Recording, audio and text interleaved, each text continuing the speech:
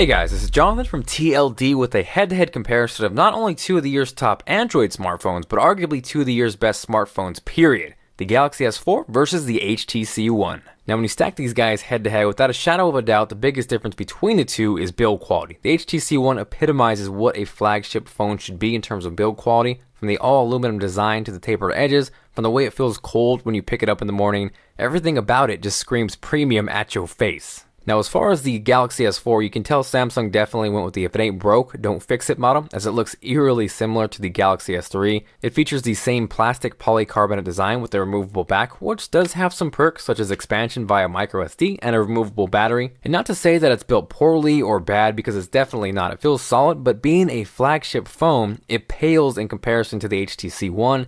And in terms of build quality, the HTC One takes the cake and then some. Now, as of today's date, in the US, if you were to buy either of these phones on a new 2-year contract, $199 will get you a 16GB Galaxy S4, or for the same price, you could get a 32GB HTC One. Now, obviously, pricing fluctuates. There's deals, sales, promotions. So if you want to stay up to date, I'll have the most current pricing and availability, deals and sales if there are any, as well as unlocked pricing just in case you don't want to be locked down to a contract, all linked right below that like button. Jumping back to the storage of the 16GB on the Galaxy S4, because there are so many software features packed into this thing, there's only about 9 available to the user. Now yes, you can expand by a microSD card up to an additional 64GB, but that is limited to only photos, music, videos, and you can install apps on there. So if you're someone who loves apps, specifically games, which can easily get to over a gig in size, you'll find yourself running out of space sooner than later on the Galaxy S4, whereas the HTC One, of its 32 gigs, about 26 of that is available to the user, so you have a lot more room to play with in terms of apps and games,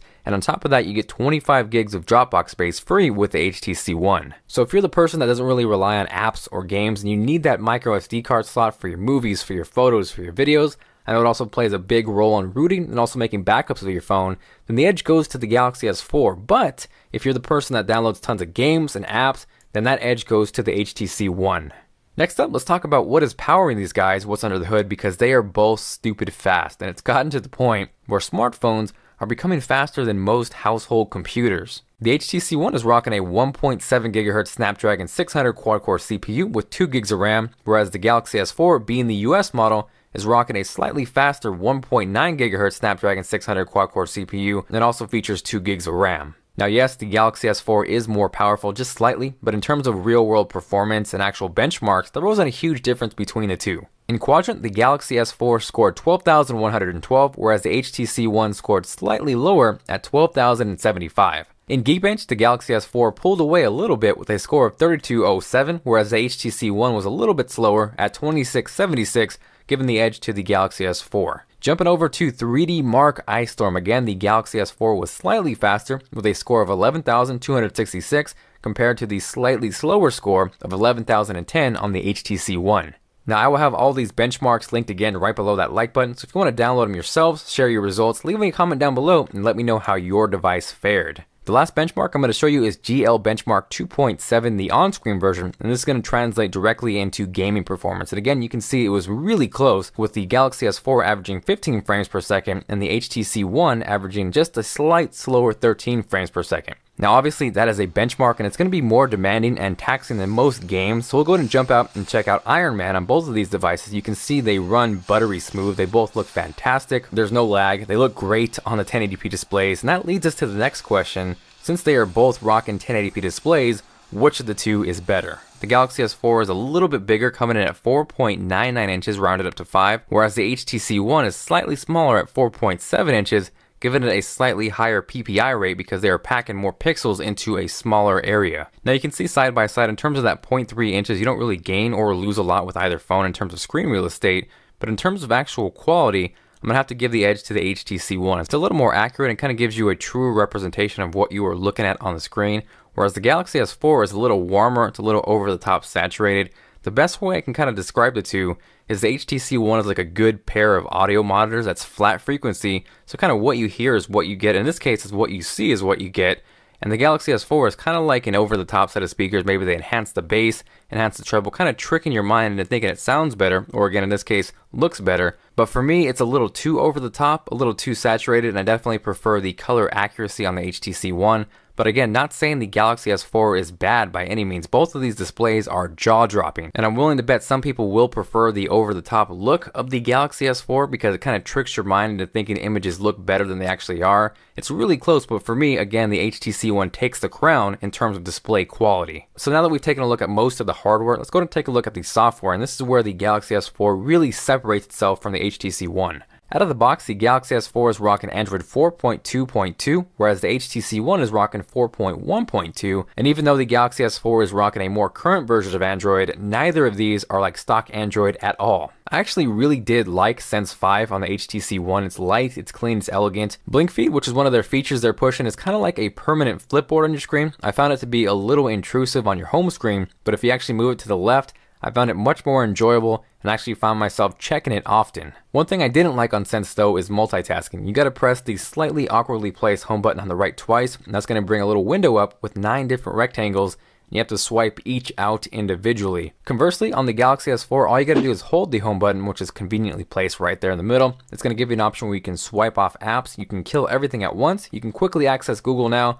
or you can get a shortcut to your active applications. Now, while we're on the topic, the Galaxy S4 features obviously a physical home button with 2 capacitive buttons on each side. Kind of seems to make more sense and is more intuitive in terms of navigation, whereas the HTC One only features 2 capacitive buttons, no physical button on there whatsoever. So for me, like I said, the Galaxy S4 does make more sense and is a little more intuitive in terms of navigation, but it's not a deal breaker and wouldn't stop me from using the HTC One. Continuing on with the software on the Galaxy S4, this is where this phone separates itself with any other phone on the market. They jam-pack this guy with tons and tons and tons of features. Some of them are gimmicky, but the more I use this phone, the more I found myself enjoying these features. For those of you guys who are familiar with the Galaxy Note 2 and really enjoyed the multi-window support, that has also come over to the Galaxy S4. All you gotta do is hold the back button, and from there it's gonna give you a little tab that you can slide out. You can choose from a list of applications and view 2 of those simultaneously. Now, as far as the futuristic features on the Galaxy S4, everything you see plastered all over the Samsung ads on TV, I'm sure here on YouTube,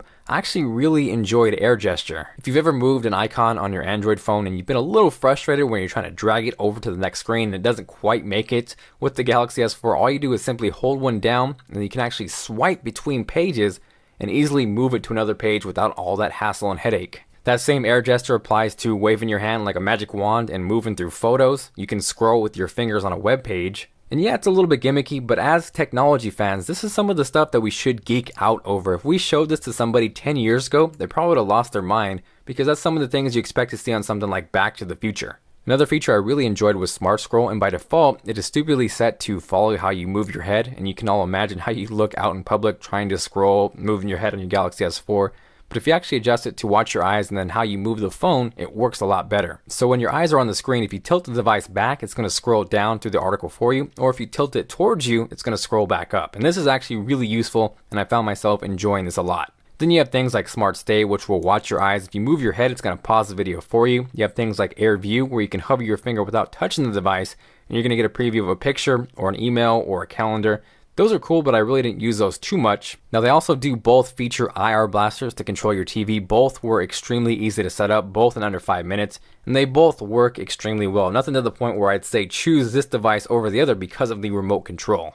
I do prefer the simplicity of Sense on the HTC One, but overall, in terms of navigation and features, the Galaxy S4 smokes the HTC One. Now, I know I'm not talking about every single feature on the Galaxy S4. There's probably too much to talk about in this video, but if you're interested in learning more, I'll have all those features posted down below, as well as my top 5 Galaxy S4 features. So now that we took a look at what separates the Galaxy S4 from the pack, let's take a look at one of the biggest features on the HTC One, something that really hasn't been done on a smartphone before, and that is the HTC Boom Sound. Now, it sounds simple, 2 front-facing stereo speakers, yet you haven't seen that before on a smartphone. Combine that with a little bit of audio processing and software, and the result is the best sounding set of speakers I've ever heard on a smartphone. The Galaxy S4, on the other hand, has a tiny little speaker located on the back, and it really doesn't even come close. The HTC One is night and day better. And I know a YouTube video really can't do it complete justice, but in order to give you guys the most accurate representation, what I'm going to do is hold up the H1, which is a stereo recorder, and show you guys how the two sound side by side. So you do have a plan? Yeah, Mr. White. Yes, science. So you do have a plan? Yeah, Mr. White. Yes, science.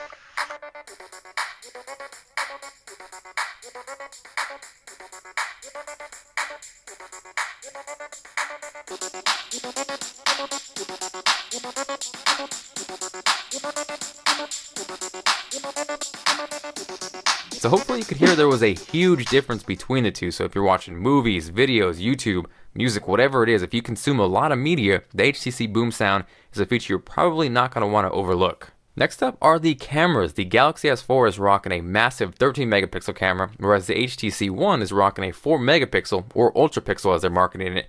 And they do a great job of showing that it's not always about the megapixels. For a lot of people, there's an assumption that more megapixels equals better, and that's not always the case. It really comes down to the sensor, and the HTC One shows why that's the case. For most environments, I think both cameras performed exceptionally well, and I really don't think you'd be disappointed with either of these phones if you picked one. But for me, the HTC One was a little more accurate, a little bit quicker, and overall I prefer the pure camera on the HTC One over the Galaxy S4. It performed better in low light, as you guys can see right here. This is the Galaxy S4. It's a little noisy, and then here is the HTC One. Now conversely, the Galaxy S4, I think more people will enjoy the camera because of the layout, and yes, we're going back to it, but features, because it is jam-packed with tons and tons, and you guessed it, tons of features, even on the camera. It's very similar to the Galaxy camera with the scroll style layout where you can choose from tons and tons of presets. Drama was really cool. Here's a little example of one of those shots.